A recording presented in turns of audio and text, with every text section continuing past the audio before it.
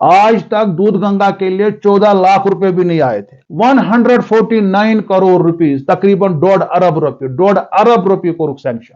और आप कब जुड़े इस आरटीआई के साथ? उमर अब्दुल्ला से मैं डायरेक्टली राब्ते में था। उसमें कोई आपका इंडिविजुअल फायदा तो है नहीं। ये जो हमारे डीजीपी साहब आज हैं, ये उन दिनों यहाँ पे डीआईजी हुआ करते थे। अस्सलाम वालेकुम नाजरीन, आदाब, खैर मकदम।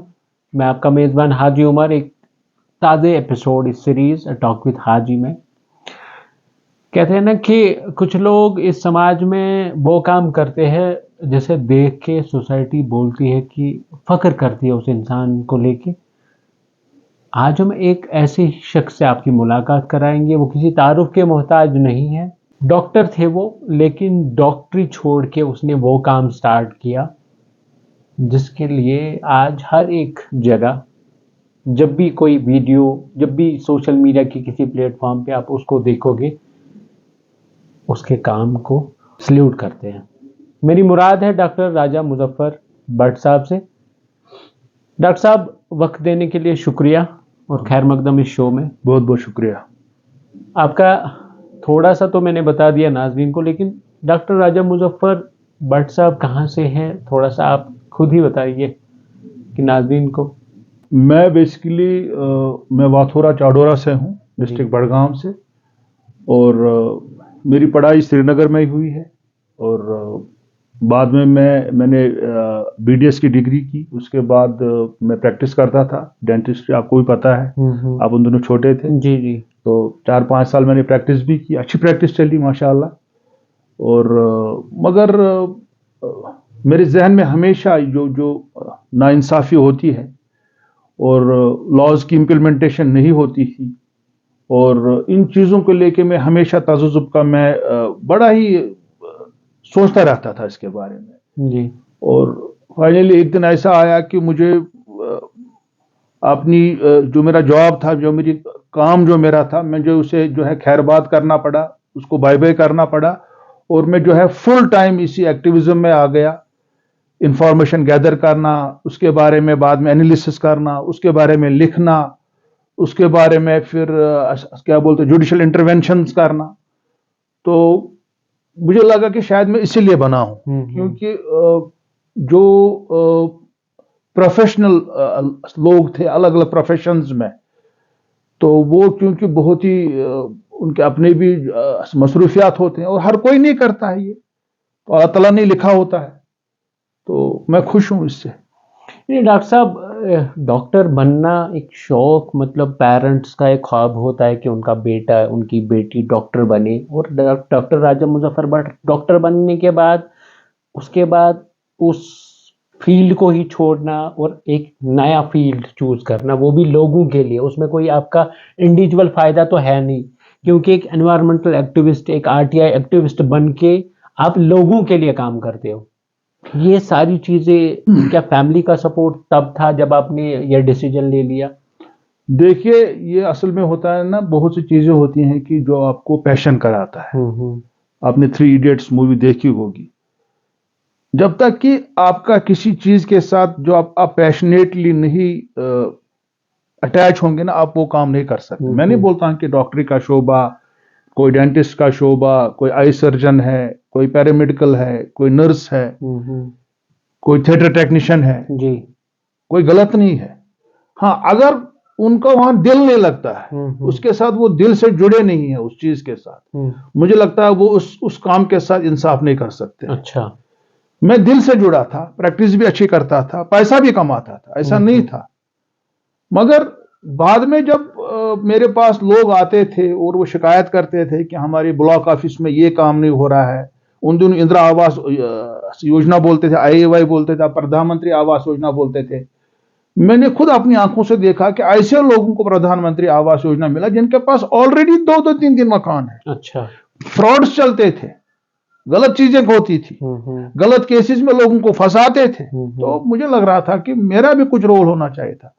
तो मैं इतना उसमें फिर बाद में इन्वॉल्व हो गया, इमोशनली इन्वॉल्व हो गया। ये सब लोग नहीं समझ सकते हैं। बहुत लोग समझते हैं शायद ये कोई पैसा कमा रहा होगा इसमें, ये कुछ और ज्यादा कमा, मैं तो अच्छा कमा रहा था, मुझे क्या प्रॉब्लम है।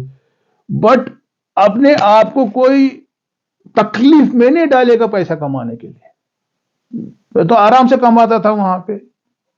कोई नौकरी करता है, कोई दुकानदारी करता है, वो तकलीफ में नहीं डालेगा अपने आप को कि वो एक्टिज्म करेगा, तमाम लोगों से दुश्मनी ले लेगा, फिर बाद में पैसा कमाएगा। नहीं होता है ये अलग ही एक चीज है, ये हर किसी को समझ नहीं आता है।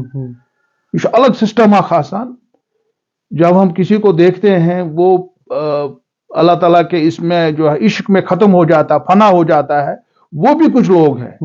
कुछ नबी के इश्क में फना हो जाते हैं जी। ये भी एक इश्क है, ये हर कोई नहीं समझ सकता है। मैं कैसे, मेरे पास वो अल्फाज नहीं है मैं समझा सकूं लोगों सोसाइटी के लिए सर्व, मैं समझा नहीं सकता हूं, अल्फाज मेरे पास नहीं है वो। अच्छा, ये मैं ही जानता हूं ये क्या है, ये हर कोई नहीं समझ सकता। ये एक अलग एक इमोशनल अटैचमेंट है, इमोशनल बॉन्ड है एक इन चीजों के साथ की नाइंसाफी नहीं देख सकता मैं, और बात करूंगा मैं इस पे। डॉक्टर साहब, अगर हम आरटीआई की बात करें, 2005 में हमारे मुल्क के पार्लियामेंट में बिल पास की गई जून में, फिर अक्टूबर में इसको फोर्स में लाया गया। अगर हम जे&के की बात करें 2009 में यहाँ पे, और आरटीआई लाखों लोगों तक पहुंचाना, उनको इसके इंफॉर्मेशन नॉलेज दे देना। और आप कब जुड़े इस आरटीआई के साथ? एक एक्टिविस्ट पहले ही से जुड़ा। अच्छा। हमने तो पहले से उसी पे ही काम किया। जो मेरा एक्टिविज्म शुरू हुआ वो आरटीआई से ही शुरू हुआ। और चूंकि उन दिनों हमारे पास यहाँ पे लॉ नहीं था पहले, 2005 में मरकज ने बनाया था, 4 में बना था यहाँ पे law, but that was a very weak act, that was not a strong act like central law जो था। तो उसमें फिर हमने, क्योंकि वो लॉ ऐसा था जिससे आप इंफॉर्मेशन हासिल कर सकते थे, और आपकी इंफॉर्मेशन के लिए और नाजरीन की इंफॉर्मेशन के लिए, ये जो हमारे डीजीपी साहब आज हैं, ये उन दिनों यहाँ पे डीआईजी हुआ करते थे। अच्छा। एसीबी में, उन दिनों स्टेट विजिलेंस ऑर्गेनाइजेशन बोलते थे, एंटी करप्शन ब्यूरो। हाँ, अब उसको एंटी करप्शन ब्यूरो बोलते, उन दोनों एसीबी बोलते थे। ये वहां डीआईजी हुआ करते थे। तो मैं इंटर्नशिप करता था डेंटल कॉलेज श्रीनगर में। वहां पे हमको वो डुप्लीकेट साबुन वहां सप्लाई की थी उन्होंने, लाइबॉय सोप। अच्छा। मैं वो सोप लेके गया उनके पास, ये वहां मेरे साथ बड़े बातचीत की, तो बोला यार नया लॉ आया, तुम थोड़ा इंफॉर्मेशन भी मांगा करो, कानून आया है। फिर मुझे तब पता चला कि ये सेंटर में लॉ है, जम्मू कश्मीर का लॉ कमजोर है। अच्छा। बाद में मैंने वहां से प्रेरणा ले ली एक हिसाब से। मैंने इतना एक्टिविज्म किया, वो तो बाद में ट्रांसफर भी हो गए, यहाँ पे डेपुटेशन पे चले गए थे, बट मेरे जहन में वो बात आ गई। फिर मैंने अरविंद केजरीवाल का एक आर्टिकल पढ़ा हिंदुस्तान टाइम्स में, उसने इंडियन रेवेन्यू सर्विस की नौकरी छोड़ के वो एक्टिविज्म में आ गया। बहुत से लोगों की मैंने कहानियां सुनी, अरुणा राय की कहानी सुनी। तो फिर मैंने वो उस लॉ को इस्तेमाल करना शुरू किया। पहले तो लॉ था ही नहीं, फिर हमने उस लॉ की एडवोकेसी की यहाँ की पॉलिटिकल पार्टीज के साथ। फिर उसके बाद 2008 में यहाँ पे नेशनल कॉन्फ्रेंस की सरकार आई, उमर अब्दुल्ला से मैं डायरेक्टली राब्ते में था 2 साल तक उन दिनों, 2008-2009 में। और उन्होंने बिल्कुल अपना जो है वादा पूरा किया कांग्रेस ने। उन्होंने फिर लॉ लाया 2009 में।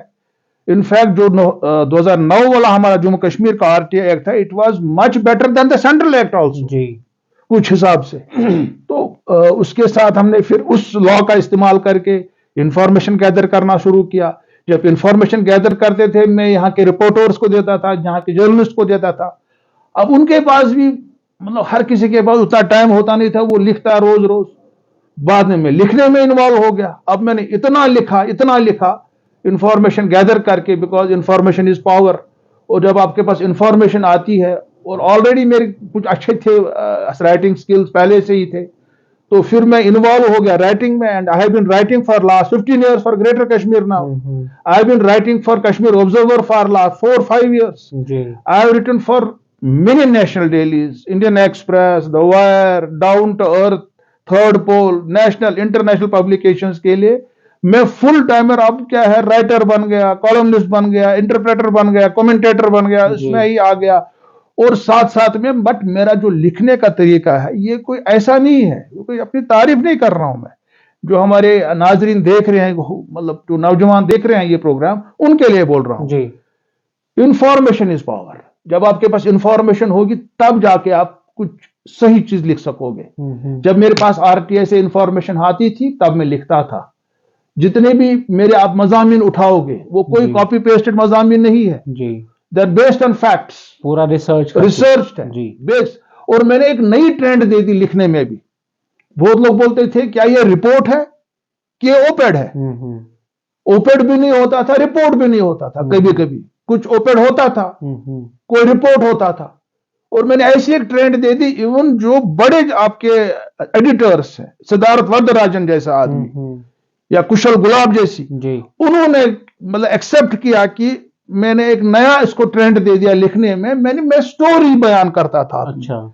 इवन द वायर में, इंडियन एक्सप्रेस में, हिंदुस्तान टाइम्स में, टाइम्स ऑफ इंडिया में और डाउन टू अर्थ में मैंने अपनी स्टोरियां बयान की कि स्ट्रगल मैं कैसे कर रहा हूं, ये यहां पे ऐसा हो रहा है, इस लॉ की वायलेशन हो रही है, इस रूल की वायलेशन हो रही है, एनवायरमेंट लॉ के इस जो हमारा वाटर एक्ट है यहां पे ऐसे वायलेशन, एयर एक्ट की यहां पे वायलेशन। मैं वो स्टोरी बयान करता था और वो स्टोरी ज्यादा चलती थी और वो नया ट्रेंड दे दिया। और उसके साथ साथ क्या किया, एक तो एक्टिविज्म भी किया, इंफॉर्मेशन लाई, फिर उसके बाद लिखा, और उसके बाद लिखने के बाद क्या किया, एडवोकेसी। आमतौर पे क्या होता है, कुछ एक्टिविज्म करते हैं, वहां रुक जाते हैं, शोर करते हैं, धरना प्रदर्शन करते हैं, बस कुछ लिखते हैं, बस वो चीज नहीं करते हैं। कुछ प्रदर्शन भी करते हैं, कुछ धरना भी करते हैं, कुछ लिखते भी हैं। कुछ लोग हैं वो जुडिशियल इंटरवेंशन करते हैं, PIL फाइल करते हैं। मैं PIL भी फाइल करता हूं। मैं हर किसी से आ गया, मैंने एक्टिविज्म भी किया, मैंने लिखा भी, मैंने एडवोकेसी भी की। एडवोकेसी के बाद उसको पाए तकमील तक पहुंचाने के लिए जुडिशियल इंटरवेंशन किया, चाहे वो जम्मू कश्मीर हाई कोर्ट है, चाहे वो नेशनल ग्रीन ट्राइब्यूनल है, चाहे वो सुप्रीम कोर्ट ऑफ इंडिया है। सुप्रीम कोर्ट ऑफ इंडिया तक मैंने केसेस लिए हैं। डॉक्टर साहब, आपने ग्रीन ट्रिब्यूनल की बात की, रिसेंटली एक ऑर्डर आया है और हमने पढ़ा था कि वो जो फाइल आपने बिल्कुल की थी दूध गंगा प्रोजेक्ट पे, आपने देखा, आपने काम किया, इंफॉर्मेशन कलेक्ट की, स्टोरीज की, और वो दर्द जो आपने अपना मतलब कीमती वक्त उस लेवल तक उसको ले जाए कि फाइनली एक ऑर्डर आया हुआ। वो ऑर्डर क्या है, नाज़रीन को बता दीजिए। ऑर्डर वो ये है कि दूध गंगा जो है, this is the drinking water source for more than 6 lakh population of Srinagar up town. Srinagar up town में हुमामा, रावलपुरा, पीरबाग, सनत नगर, वानबल, छानपोरा, बागी महताब, इवन हमारा एरिया तक, ये वाथोरा तक, रावलपुरा तक 6 लाख पॉपुलेशन को दूध गंगा से पानी मिलता है। और ये दूध गंगा का पानी कितना कंटामिनेट हो गया है सबको पता है। कितना इसमें सॉलिड वेस्ट जाता है, कितना इसमें लिक्विड वेस्ट जाता है, कितनी इसमें ओपन वायलेशन होती है वाटर एक्ट 1974 की। तो और उसमें इलीगल माइनिंग हो रही थी यहाँ पे चाडोरा के आसपास में। उसी केस को लेके मैं 2021 में NGT गया, बहुत सारे ऑर्डर्स आए, इंटरिम ऑर्डर्स आए, ये आया, जजमेंट्स आते रहे, अभी केस चल रहा है। और फाइनली जो है गवर्नमेंट मजबूर हो गई कि वो 149 करोड़ रुपीस, ये नाजरीन की इंफॉर्मेशन के लिए, आज तक दूध गंगा के लिए 14 लाख रुपए भी नहीं आए थे, 15 लाख भी नहीं आए थे। 149 करोड़ रुपीस, तकरीबन 1.5 अरब रुपए, 1.5 अरब रुपए को सैंक्शन, 1.5 अरब रुपए historical decision on the directions of national green tribunal. Affidavit लिख के दिया वहां जम्मू कश्मीर सरकार ने, और लेटेस्ट उनका जो एफिडेविट है यहाँ के कमिश्नर सेक्रेटरी जो housing and urban development department है और चीफ इंजीनियर UED है, उन्होंने बिल्कुल लिख के दिया है कि हम जी इस पे तकरीबन 148 करोड़ रुपया खर्च करेंगे, और इसको स्ट्रीमलाइन, जिसमें project feasibility report for sewage treatment plant and dry weather flow उसमें 50 करोड़, 89 करोड़ से ज्यादा जो है project feasibility report on STP of DWF discharging दूध गंगा चौडोरा से बागी महताब तक। टोटल ये बनता है 148 करोड़। और इन्होंने इसमें टाइम पीरियड भी लिखा है, एफिडेविट लिख के, कब तक करेंगे। इन्हें क्या ऐसे ही बोल दिया हम करेंगे, वो कागज बहुत हम देखते हैं। इन्होंने NGT के सामने बोला है, इन राइटिंग बोला है, और एफिडेविट पे लिख के दिया है कि कंप्लीशन ऑफ कंस्ट्रक्शन कब होगा। एक प्रोजेक्ट 31 मार्च 2025, बराबर 1 साल के बाद। दूसरा प्रोजेक्ट 15 सितंबर 2025, और इसका ट्रायल कब होगा, 15 मार्च 2026 को एक का ट्रायल होगा, दूसरे का होगा सितंबर 2025 में। दैट मीन्स 1 या 1.5 साल के अंदर दूध गंगा का बिल्कुल निजाम ही चेंज होगा। लिक्विड वेस्ट जो इसमें घुसता है, उस लिक्विड वेस्ट को सीवरेज ट्रीटमेंट प्लांट्स के जरिए ट्रीट किया जाएगा, जो हमने डिमांड रखी थी। इलीगल माइनिंग हमने बंद कराई। 1 साल से कोई मशीन इसमें नहीं काम कर रही है। जब जुर्माना लग गया इन पे 35 करोड़ सरकार पे अलग जुर्माना लग गया, वो जुर्माने का पैसा भी दूध गंगा के लिए खर्च करना है। पहले 3 करोड़ जुर्माना हुआ, उसके बाद 35 करोड़ हुआ, और रिसेंटली जो कंट्रैक्टर्स इसमें इन्वॉल्व थे उन पे 16 लाख का जुर्माना अलग लगा। और पोल्यूटर पेज प्रिंसिपल के तहत पोल्यूशन कंट्रोल बोर्ड को कहा गया एनजीटी की तरफ से कि आप इसमें असेसमेंट कीजिए कितना डैमेज हुआ, उसका अलग होने वाला है। सो ये हुआ एक्टिविज्म से। अगर मैं वही प्रैक्टिस करता रहता, मैं अपना घर चलाता, मेरे बच्चे ठीक होते, बट जो समाज में जो हो रहा है, फिर तालीम हम किस लिए हासिल है? जिंदगी एक बार आती है जी। अगर आप तालीम हासिल कर रहे हो, आपको इन चीजों के बारे में नो हाउ है, इसको एक्सप्लोर करो, फिर निकल जाओ, फैल जाओ, शाहीन बनो फिर, वरना आप शाहीन नहीं हो। अच्छा। वरना आप वो खाली किताबों में पढ़ते हो, आप जो शेर व शायरी करते हो, अदबी महफिलों में बैठते हो, वो शाहीन नहीं है। शाहीन अगर बनना है, इसको दिल में उतारना इस चीज को, और इसको एग्जीक्यूट करना है, किसी भी फील्ड में आप हो। डॉक्टर साहब, इन सारी चीज़ों के लिए कि हिस्टोरिकल डिसीजन आपने अभी नाज़रीन तक पहुंचाया, आपके हाथ में एक ऑर्डर है जो ग्रीन ट्रिब्यूनल ने दिया है, लेकिन इसके लिए डॉक्टर राजा मुजफ्फर ने अपने सारे कंफर्ट जोन्स छोड़ दिए। जब आप डॉक्टर थे, आपके पास हर एक कंफर्ट जोन था, सब छोड़ के, और ऑल टुगेदर इस जब तक ना फैमिली का सपोर्ट हो तब तक ये पॉसिबल नहीं है। बिल्कुल। इसके पीछे आपकी फैमिली कितनी सपोर्ट करती है आपको? माशाल्लाह मेरी फैमिली का बहुत अच्छा सपोर्ट है। मेरी वाइफ का खासकर सपोर्ट है। वो पढ़ी लिखी है, शी इज अ स्कॉलर, उन्होंने पीएचडी किया है, उन्होंने नेट किया है, she is a senior lecturer also.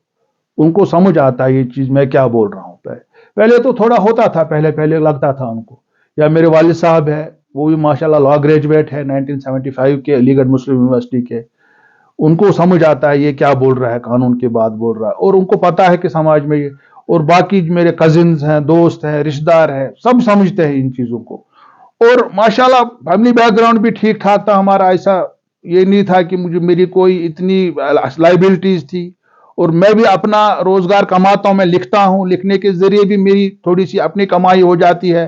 Consultancy थोड़ी करता हूं, किसी के साथ काम करता हूं प्राइवेटली, और मेरा भी हो जाता है। तो मुझे उसके बाद भी अल्लाह ताला ने इतनी मदद मुझे की है, आप अंदाजा नहीं कर सकते हो। मैं खुद अल्लाह ताला की नुसरत और मदद देखता हूं।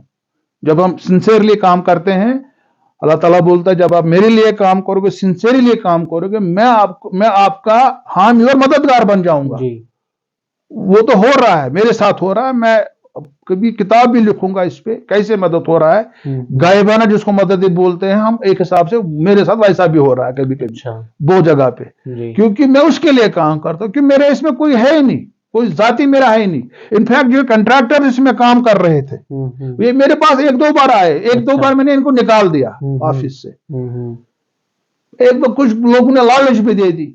एक बार मैंने बिठाया, मैंने बोला आज हम दूसरे हिसाब से बात करेंगे। अच्छा। मैंने बोला तो भी पत्थर, खुदा की कसम। मैंने इनको बिठाया, 3-4 लोग थे ये। मैंने इनको ऐसे समझाया, मतलब ये इतने ये इंप्रेस हो गए उसमें 1-2 लोग। एक ने मेरे हाथ चूमे बाद में, बोले यार हम भी जाते हैं ऑफिसर्स के पास, यहां वहां हर कोई पैसा खाता, हर कोई ये बोलता है। आपने हमको इतना इमोशनल कर दिया इस चीज से कि हम अब कुछ नहीं बोलेंगे आपको। आप भी, आप जो करो भी आप, हम भी, मगर हम आप ठीक काम कर रहे हो। ये मुझे एक खुद कंट्रैक्टर ने बोला ये बात, अल्लाह की कसम। क्योंकि जब हम वैसे, मैंने बोला मेरा कोई जाति है ही नहीं, मैं ठेकेदारी नहीं कर रहा हूं, मेरा कोई जैसी भी नहीं है, मेरा कुछ यही नहीं है। पोल्यूशन से मैं, जब वो समझ रहे, मैंने बोला मेरे को दूध गंगा रात को खाब आती है, वो खून के आंसू रो रही है, मेरे साथ क्या हो रहा है, तो क्या कर। ठीक। कुरान वनान तना आपस में। हम पेशाब नहीं करते थे पानी में, हम डरते थे बचपन में कि हमको रात को जिन आएगा। फिर हमारे लोग जजीर का पानी नहीं डालते थे हुक्के का इसमें, इतना हम इसको ये करते थे। कुरान आपको बोलता है, आपके वेद बोलते हैं, आपके ग्रंथों में लिखा, हर कोई मजहब में पानी को इतना इंपॉर्टेंस है। आप उसी पानी के साथ खिलवाड़ कर रहे हो, और इतना 20-20 मीटर नीचे जा रहे हो, वाटर टेबल नीचे जा रहा है। हम क्या पिएंगे? क्या हम जहर पिएंगे? फिर हमारा कश्मीर कहां रहेगा? आप जब अच्छी से लॉजिक से बात करोगे ना, अपने दुश्मनों के साथ भी, वो भी आपके दोस्त बन जाएंगे। मेरे साथ ऐसा ही हो रहा है। डॉक्टर साहब, जब आप समाज को देखते हो, जो लोग आपके इर्द गिर्द हैं, और जब आप देखते हो कि उनका इस तरफ कोई मतलब ध्यान ही नहीं है, तब आप खुद के साथ क्या कहते हो खुद को?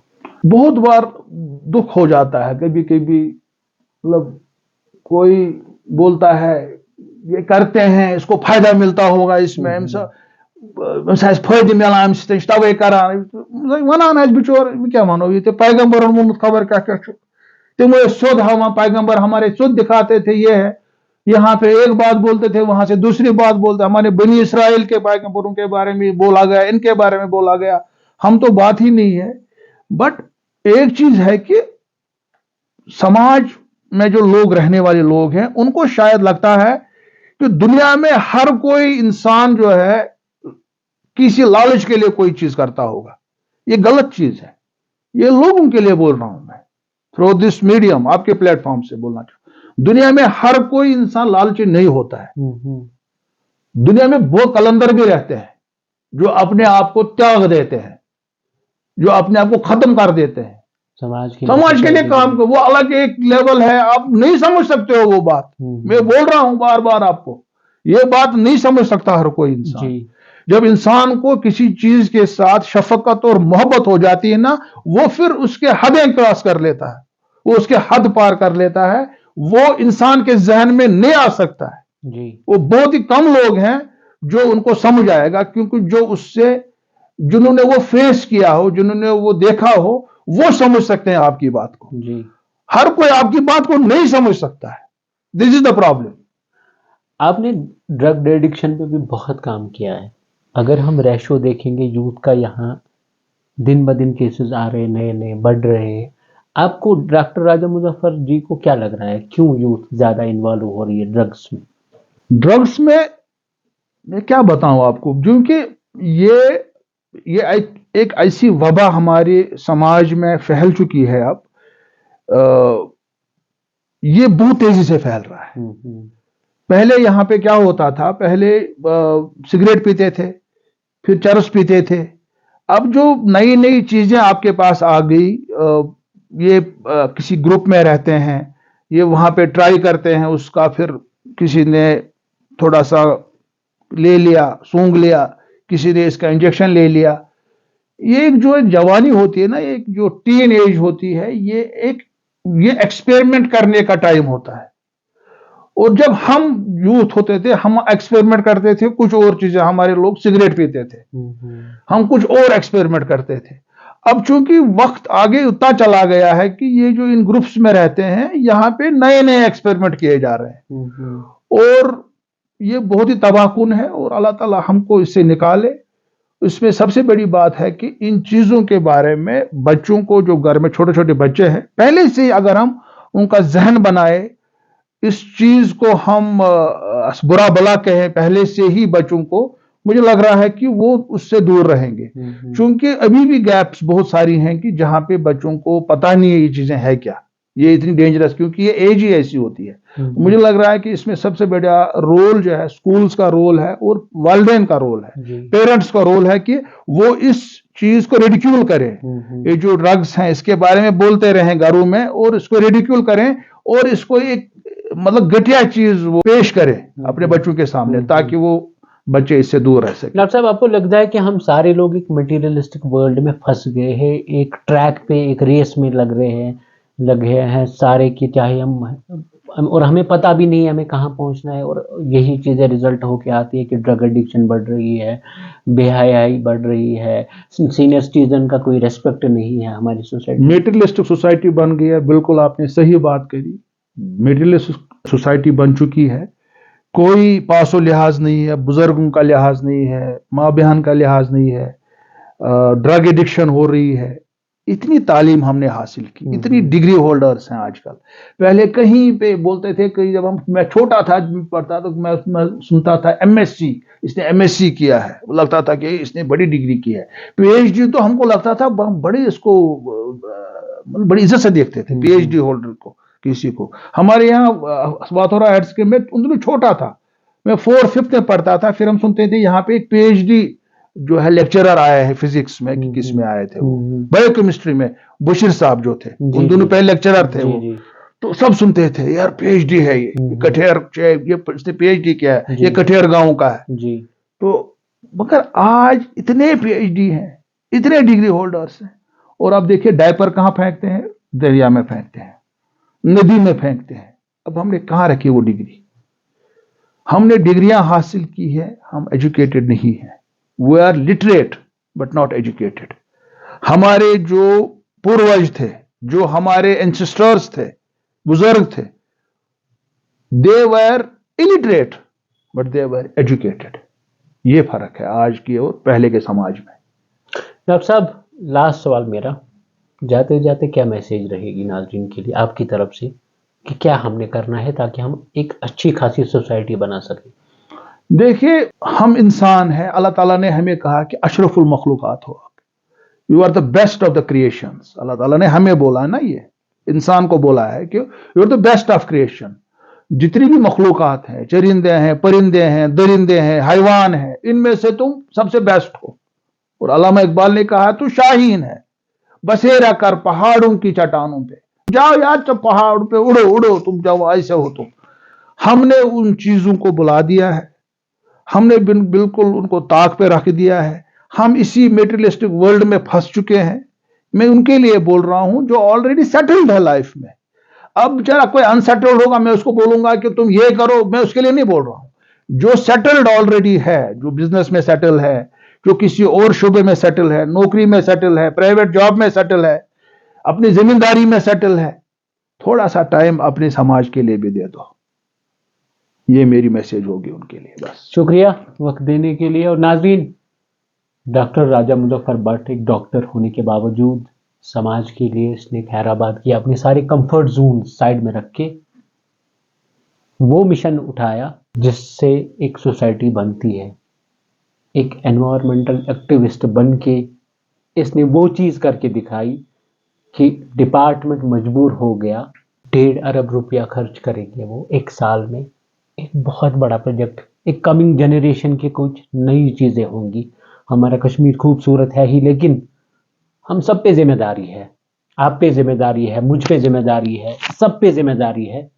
जिस सोसाइटी में हम रह रहे हैं ना, उस सोसाइटी एक कमिंग जनरेशन के लिए कुछ ना कुछ ऐसा करे कि हमारी नई जनरेशन को फ़ायदा हो। आज के लिए इतना ही, अगले शुमारे में किसी नए मेहमान के साथ, तब तक के लिए अल्लाह निगहबान।